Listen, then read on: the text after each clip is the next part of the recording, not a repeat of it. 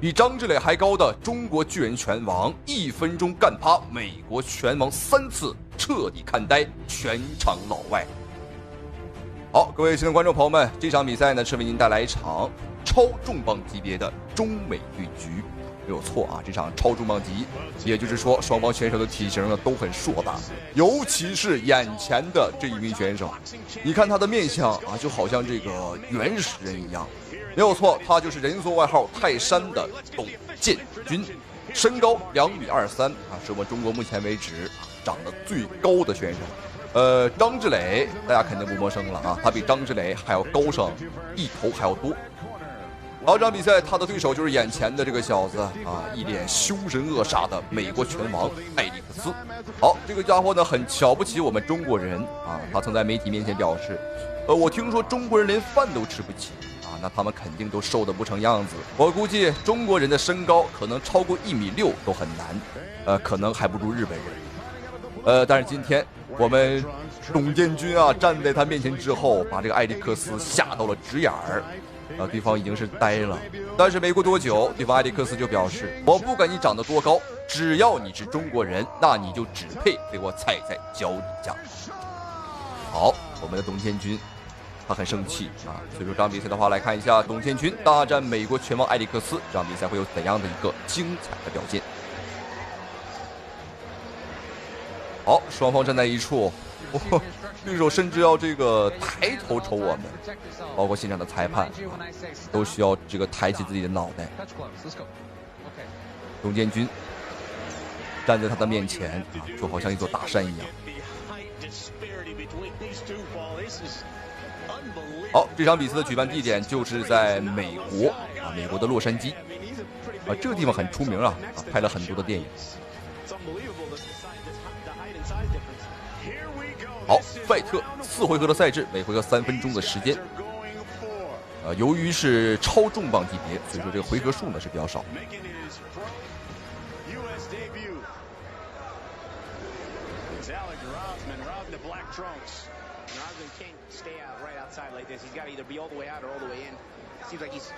董建军的臂展啊，已经超过2.6米了啊，很恐怖。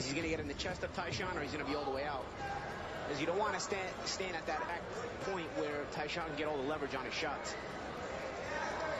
Well, he talked a lot in our fighter meeting that watching tape he saw of Taishan, he felt like he opens up. He wanted to work his body. 这个艾利克斯根本进不来，因为这个董建军的臂展啊不允许他过来打自己，这就是身高上的优势。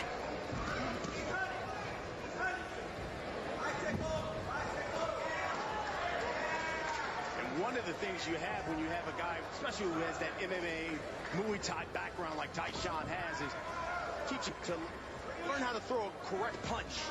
Yeah, you know, he's got to get his balance right, and his stance was really good considering he comes back from that Muay Thai background where you stand a little bit different, where you have to worry about kicks and you have to give kicks. You know, Taishan looks pretty comfortable in that boxing stance right now. 原本以为董建军会很笨啊，但是现在看起来他的这个连贯性也是很好。而且他的移动速度也还是很稳定。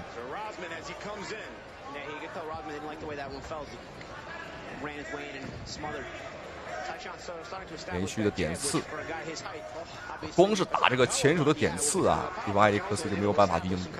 哦呦，什么情况？这个好像都没有打到对手啊！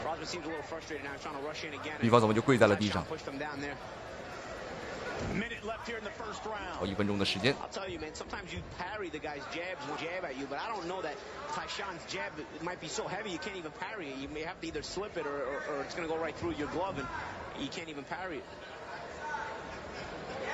对方的艾利克斯现在连打到我们啊都是一个难题，我这个根本打不着啊。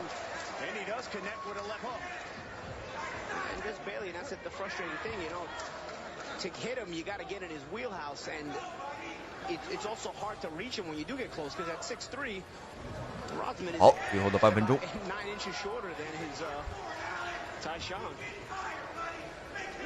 哦呦，前手点刺，终于是点到了对手。好，第一回合有2次击倒，而且这一次还是个数秒。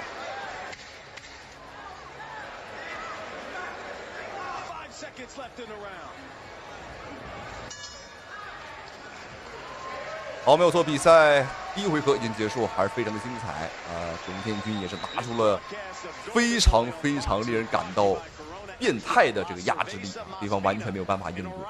这种情况，纵使你把拳王泰森带到现场他也没法应对，哪怕是刘易斯他也只能干挺着。有人说这个张志磊和董建军谁的实力更强曾经有人私信问我但这个问题的话是可以研究一下因为两个人本身他的年龄差距是很大，如果非要打成一场，我个人还是比较看好这个张志磊多一点。当然，董建军的实力也摆在这里也很强。因为这个董建军身高是过于高了所以说他打不了太长的比赛，也就是5回合差不多。而张志磊平时打的比赛呢，都是一些10回合、8回合或者12回合的一些个比赛都很长。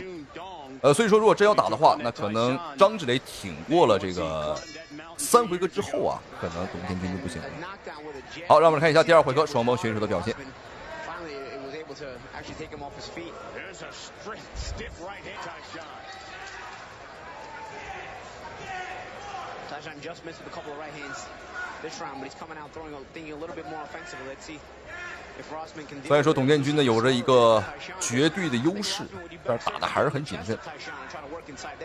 哦呦，这是推翻了对手。对方这个腿很软，不像个男人，观众朋友们。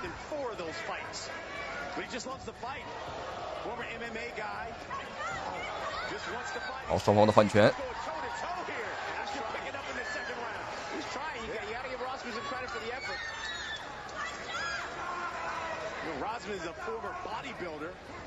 哦呦，什么情况？再一次读秒，我们看一下。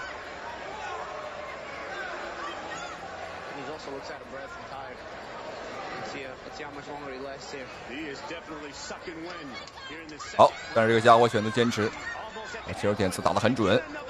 哦呦，又一次，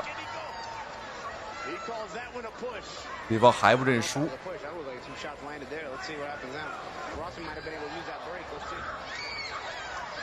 哦呦，要小心，要小心疯狗咬人，狗急了要跳墙。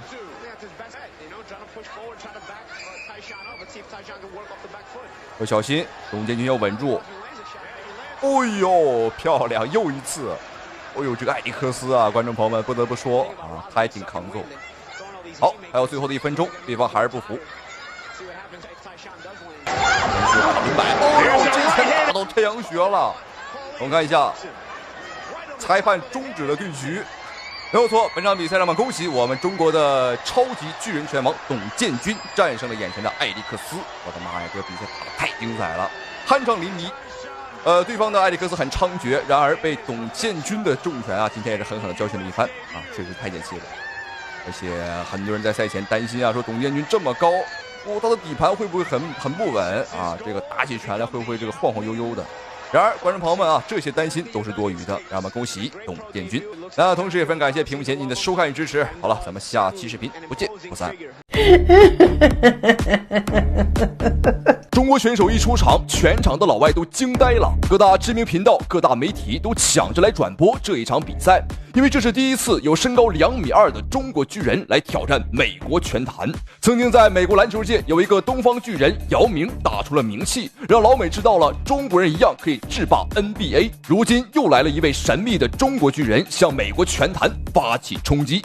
我们看视频当中这个身材魁梧的巨人，他就是董建军，身高2.23米，臂展2.19米，绰号泰山。听说董建军的到来，美国的各界名流大咖、世界级拳王都前来观赛，都想亲眼目睹一下这位神秘的东方巨人到底有怎样的本领。我们再看视频当中现在的老外，就是董建军本场比赛的对手艾利克斯，身高1.93米，臂展1.95米。这个艾利克斯可谓是信心满满，因为他相当的瞧不起我们中国人，还在公开的场合羞辱我们中国人是瘦弱的猴子。无论长得有多高啊，在他的面前都是不堪一击的东亚病夫。所以说本场比赛他是主动申请来做董建军的对手。今天就让我们一起来看一看这位神秘的东方巨人董建军到底有怎样的本领。好，费特比赛开始。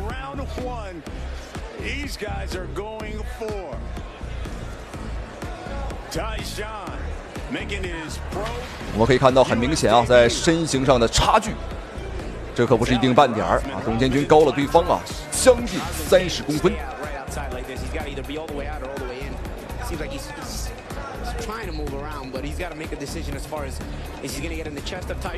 其实董建军最开始呢，他还真是一个篮球运动员啊，但是后来他发现啊，自己对传统武术啊，对这种搏击啊更感兴趣。所以他便自学了我们中国的传统武术啊，包括散打，包括像韩国的跆拳道，他也学过。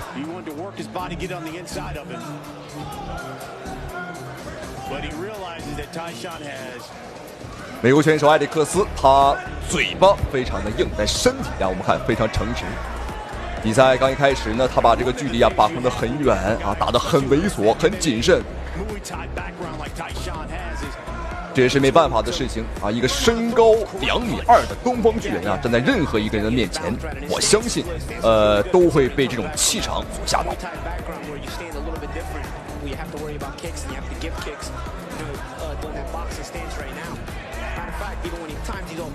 好漂亮，打晃了，简简单单的一个前手，对方刚刚这个眼神啊，已经有点迷离了。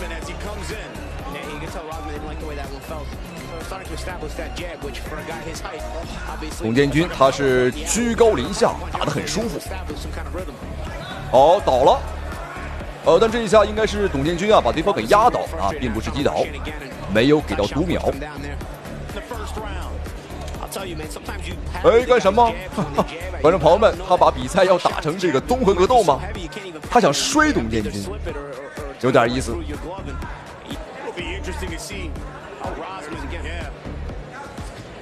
其实我们别看董建军啊长得这么高，但实际上仔细观察他的步伐呀非常灵活。当然了，这要归功于他曾经的篮球训练，因为篮球运动员的脚步和步伐都是非常的花哨啊，跑得也都很快。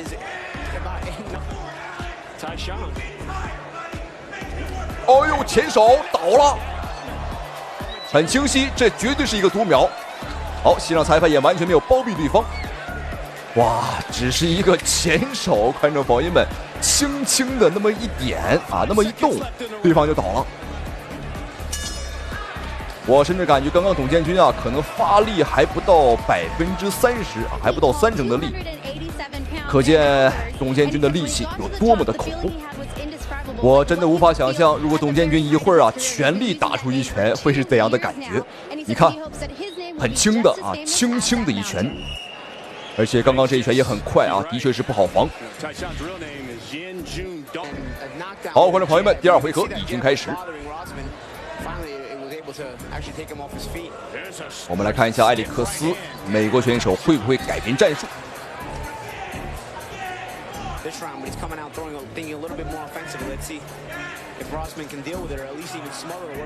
能感觉到他是想往里冲，想打内围。哦呦，轻轻一碰，轻轻一碰啊，又倒了，什么情况？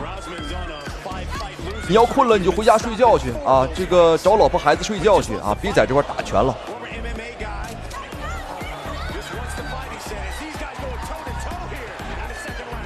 这个美国选手埃里克斯啊，我严重怀疑他学习过日本的空手道，这拳法来也空空，去也空空啊，打得很凶，就是打不着人。哎，什么情况？我们这个谈笑间啊，他又倒了。你看，把这家伙累得满身都是汗水。漂亮，前手又打晃了，又倒了，又倒了。哦，但这一下裁判没有给到读秒，也算是照顾对方一下。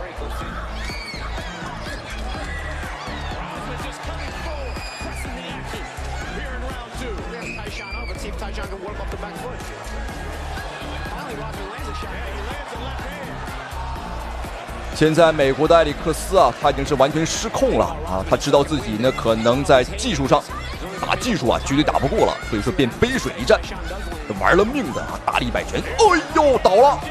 这一下裁判你还怎么包庇？比赛结束，比赛结束了，观众朋友们，这位神秘的东方巨人，他今天让我们见识到了他的风采。好，我们一起来看一下精彩回放，看一下董建军这一拳啊到底怎么回事。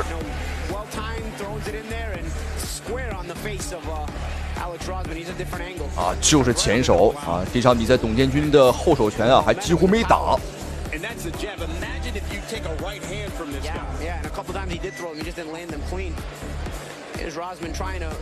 要身材有身材，要技术有技术，观众朋友们，这简直就是无敌了！有一个我们中国人的骄傲，黄种人的骄傲。好，恭喜董建军，同时们感谢屏幕前您的收看与支持，咱们下期视频再见。又想跟踢了一下，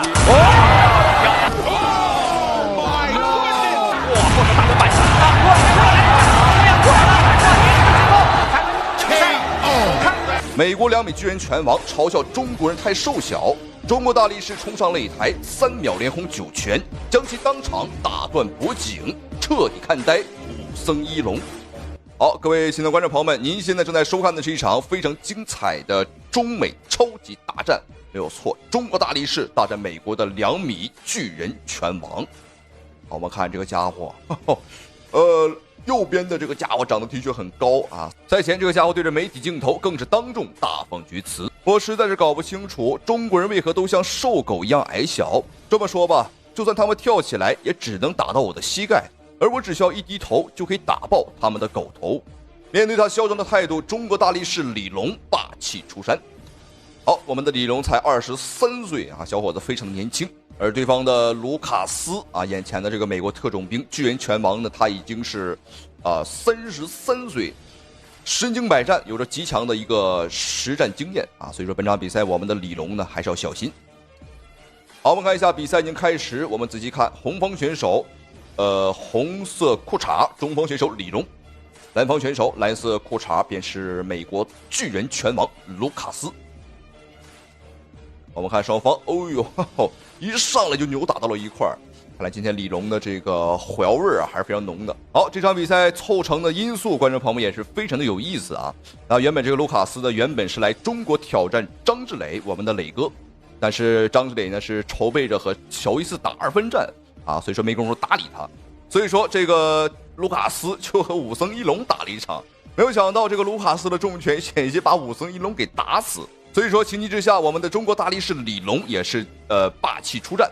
那么这场比赛也是为了给一龙报仇，那同时也是维护住我们中国拳坛的荣誉。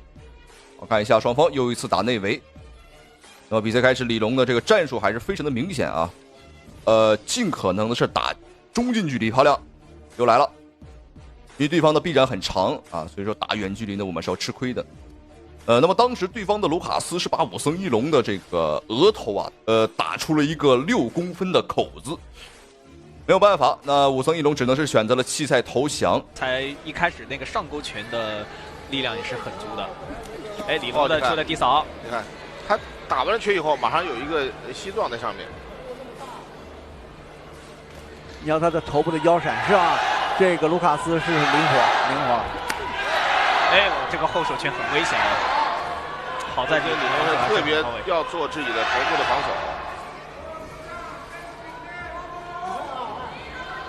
又是一个原地飞膝。哦，是的，原地飞膝被李龙还是看出来了，双手抱架防得很稳。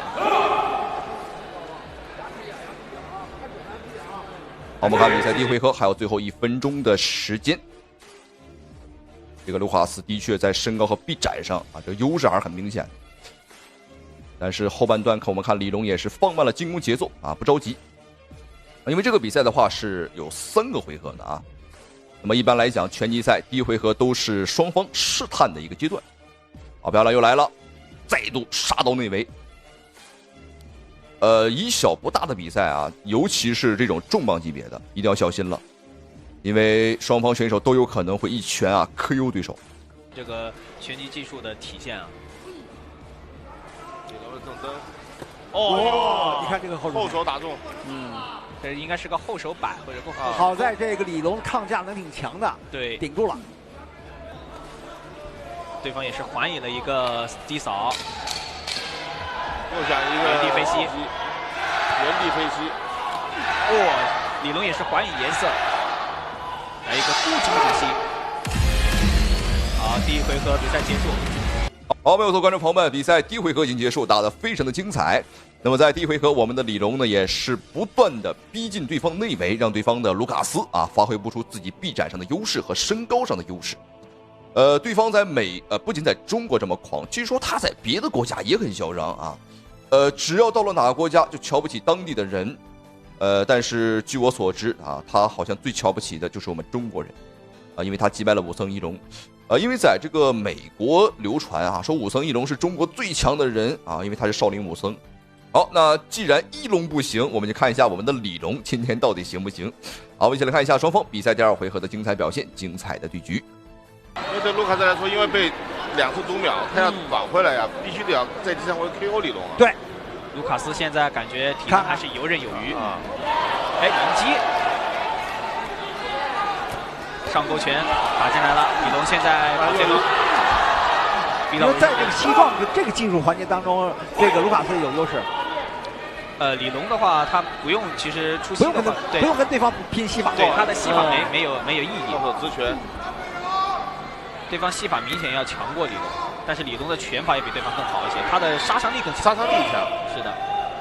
对方这个前手拳还是值得关注一下的，踏击打能力还是不错的。对，李龙熬过这一回合，他还是有很大的赢面只能这么说，因为第二回合他消耗了太多的体能了。现在李龙要把手拿起来，抱头。对，他报价放低就证明他体能出现很大的问题。又来一下飞膝。他这方面他一飞膝，你只要一防，这个反击就有机会。所以这种大级别比赛可能就是一拳，整场被动，我就一拳就能解决问题只要打到了。你像他那个飞膝，你这一看到他一起，我一按下去，接着一个后手拳就打出来了。李龙在第3回合出拳的频次更低了。好，我们看一下比赛第2回合，双方已经过去了半回合的时间那么李龙今天的状态的确不错。虽然说小伙子实战经验并不是很丰富但是这个打起拳来，他的气势绝对是不输对方的好，我们看这个时候李龙还是在寻求一些个能够 KO 对方的机会。好，连续扫踢。扫踢是很难防的，但是李龙的这个扫踢呢，看起来并不是很厉害他还是拳法比较重的选手。好，李龙连续推进，把对方逼到龙边。好，小心对方飞膝。抓的就是你这个机会。我们看卢卡斯已经是摇摇晃晃，李龙刚刚这一拳是打飞了对方裁判也是毫不吝啬的送给了对方1次读秒。那么刚刚这一拳也是打出了水雾，我们看汗水横飞所以做了一个非常漂亮的。对，这样给李龙就机会了，给机会了但是不要急。对，对方的前手刺拳的穿透性还是在的。后手大轮摆，过来了，最后裁判终止比赛了。观众朋友们，一波连续的重击，裁判终止了对局，没有错，2次读秒让对方彻底是失去了反抗的意识。好，我们来看一下这个精彩的 KO 回放，我们的李龙，连续的重击打的这个特种兵拳王脑袋像一个拨浪鼓一样看得非常的解气。好，让我们再次恭喜。那同时也非常感谢屏幕前您的收看与支持。好了，咱们下期视频不见不散。传统武术太极拳实战规则到底能不能打赢日本空手道？这场比赛太极拳的代表是太极实战第一人王占军的得意弟子韩飞龙。他只靠太极八卦连环腿就曾创下过连续30次 KO 对手的恐怖战绩。刚柔并济的太极拳法总能打得对手苦不堪言。4两拨千斤的擒拿手更让人防不胜防，经常以小博大。韩飞龙在15岁时便斩获了全国太极拳大赛的冠军，其打法灵动飘逸，虚实结合，观赏性极高的同时有杀伤力十足。而日本空手道的代表朝仓丰树，身高1.73米，体重75公斤，他曾连续3年拿下全日本空手道大赛的冠军。而这一场比赛，他将代表日本空手道向中国太极拳发起挑战。现在进行的是男子70公斤级超级战，红方选手韩飞龙对阵日本蓝方选手朝仓丰树。对，韩飞龙呢是我国著名的太极名家王占军的亲传弟子，一直呢把这个太极的一些技战法、传统武术太极的技战法揉到现代自由搏击的这个战术里面。双方上来之后呢，我们看这个朝仓丰树啊，我们发现朝仓丰树还是在做一些转身的红灯，下劈连续的组合拳，哇，好漂亮！把朝仓丰树逼到了这个绳脚。这个小日本可谓是相当的嚣张了，打比赛的过程当中竟然还有心思来挑衅韩飞龙。但是在我看来，观众朋友们啊，这不仅是在挑衅韩飞龙，更是在蔑视我们中国武术太极拳。现在第一回合时间已经过半，韩飞龙的表现呢是相当老成，相当的沉稳。而日本选手很明显刚刚是步子迈得太大啊，扯到裆了。日本选手的腿啊，胳膊腿都很短，所以说呢，这个步子稍微大一点啊，就容易扯到裆。看朝仓丰树正蹬。今天这个朝仓丰树，我看他的手拿的呀很低，然后正蹬刚好赶上这个韩飞龙往前冲的这么一个态势，加上你单个支撑腿不稳，然后于是起正蹬的时候被韩飞龙给冲倒了。而且今天韩飞龙呢，也是充当着我们蜀汉五虎大将当中的赵云的角色。所谓子龙单骑退追兵，为蜀汉立下汗马功劳。拨开正蹬，反击后手直拳，近身之后一个贴身的一个抱摔。观众朋友们，我注意看日本选手在比赛的过程当中呢，始终把他贱兮兮的笑容啊挂在脸上。我是想说，现在你笑得有多开心呢，一会儿就让你哭得有多惨。下劈。请问董老师，下劈这个动作是来源于哪一种？跆拳道一开始是跆拳道里面下劈，因为在自由搏击这个比赛当中，下劈这个力道比较大，势大力沉，而且哇，最后一秒，韩飞龙一个压哨的太极八卦连环腿，这是韩飞龙的招牌绝技之一啊！他用这一招呢，曾经连续30次 KO 对手，已经练到了炉火纯青，巅峰造极。就类似于这个我们中国坦克邱建良的神龙摆尾一样，你看，哇，太漂亮了，动作舒展，而且灵动飘逸。看完这场比赛，有很多观众朋友们啊，对太极拳有质疑的想法，我觉得可以打消了啊！太极拳真正的实战能力绝对是有的。好，接下来看一下第二回合双方的较量，大家不要认错。穿着灵动飘逸的白色长裤，他是太极弟子韩飞龙，而蓝方选手啊，他是日本空手道的冠军朝仓丰树。出动作的这个路线以及速度、力量来看，而且还有包括观赏性。对，这个韩飞龙的动作非常漂亮。对。这是朝仓丰树做正蹬没有起来，没有完全发出力量。这个时候韩飞龙一个后手的迎击，直接击中，但是同时手抄到了他的起来这条腿，然后做了一个摔的一个动作。但是这个摔法是不得分的，不计入这个裁判评分的一个因素。今天啊，韩飞龙的擒拿手，观众朋友们用的相当不错，也是很完美的克制了日本的空手道。无论对方怎么出招，无论对方怎么打，都可以轻松的被韩飞龙啊放倒在地。当然，这其中当中也包含了很多太极拳的精髓，比如说一柔克刚，4两拨千斤。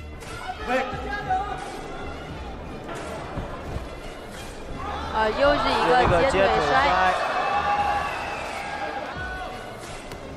好，韩飞龙后扫。这个刚才是朝仓丰树的后手直拳，韩飞龙想抓住一个机会，趁他打拳发力之前呢，自己的整个重心压在前腿上。韩飞龙刚才的目的是想少提他这个支撑腿，让他这个失去平衡，但是没有成功。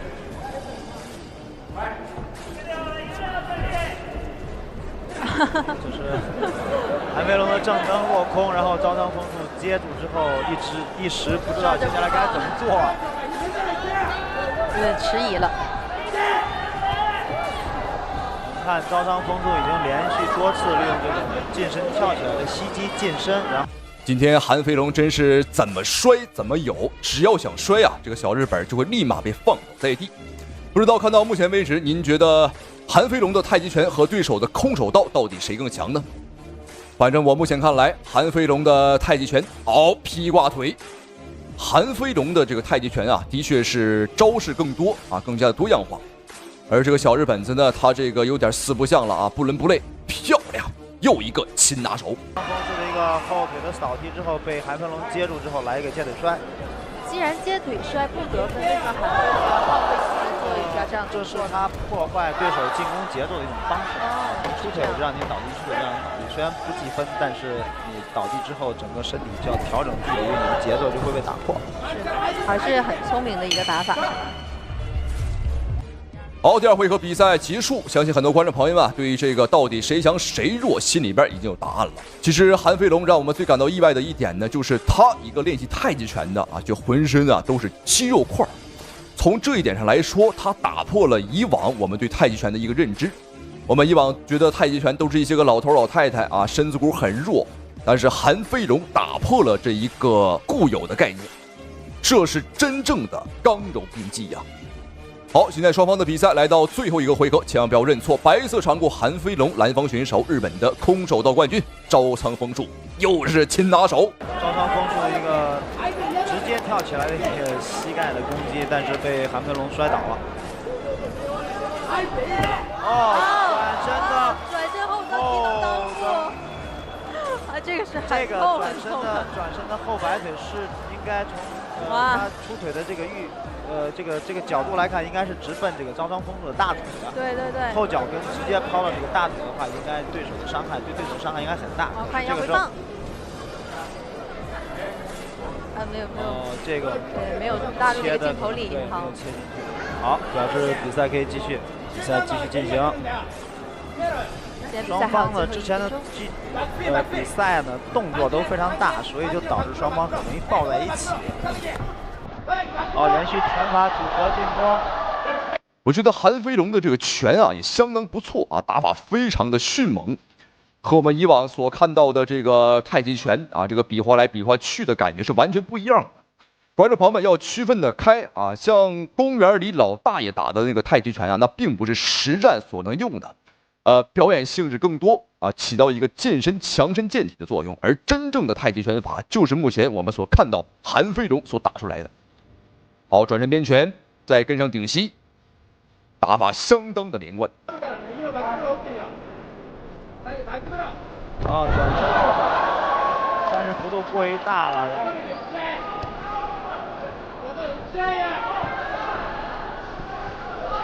双方拳法互攻互换，这两个选手打起来场面很多戏剧化的场面。观众也此起彼伏的响起一阵阵掌声。表现呢非常的放松。这个组合拳飞击。哇，最后一个回合，这才是我们想看到的中日对决。韩飞龙在这3个回合当中呢，我觉得第3个回合打的是最好的，而且他可能已经是动了点杀心啊，想要 KO 掉对手。最后的20秒钟，双方的结果马上就要分晓。